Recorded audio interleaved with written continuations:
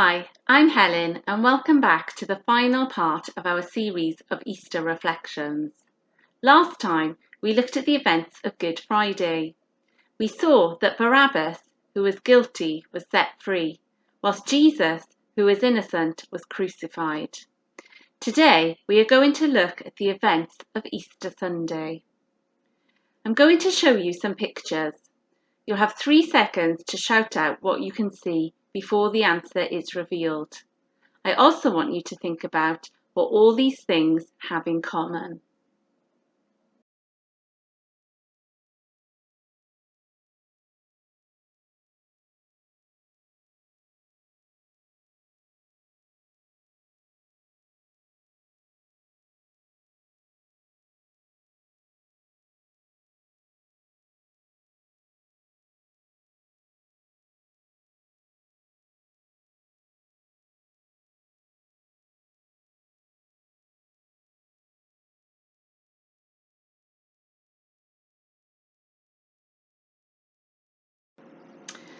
All of the pictures link together because they show new life, and today's story is all about new life.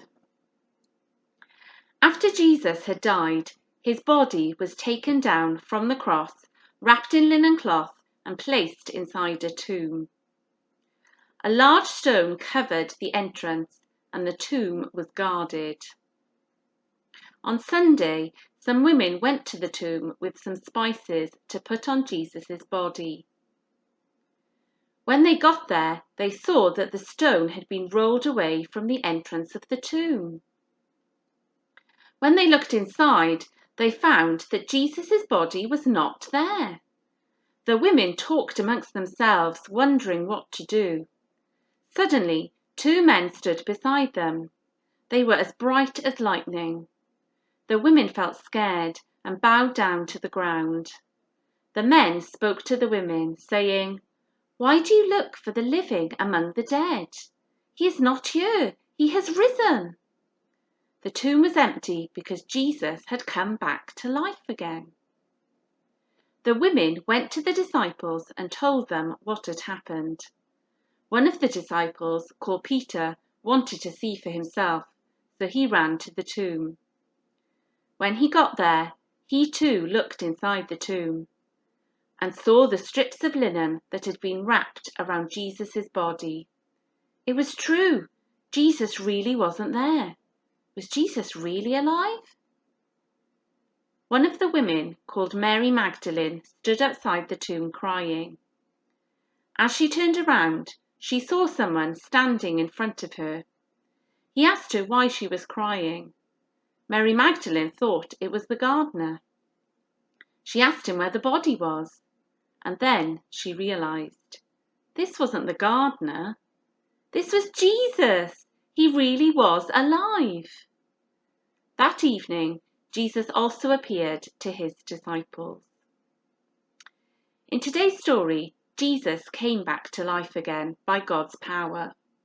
And Jesus coming back to life is called the resurrection. On Easter Sunday, Jesus' resurrection is remembered by Christians all over the world.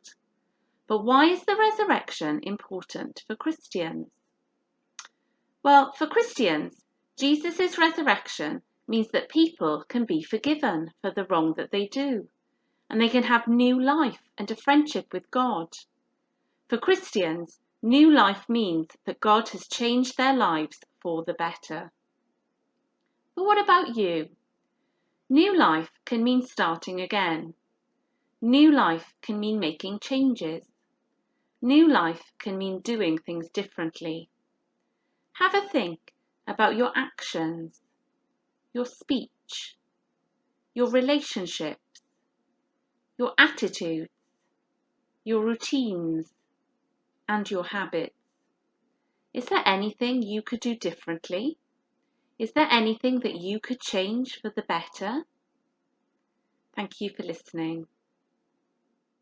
Now is the time for you to think and reflect about what you have heard. There is a sheet that accompanies this video which you can print off and complete. Alternatively, you can keep watching and the questions will appear on the screen.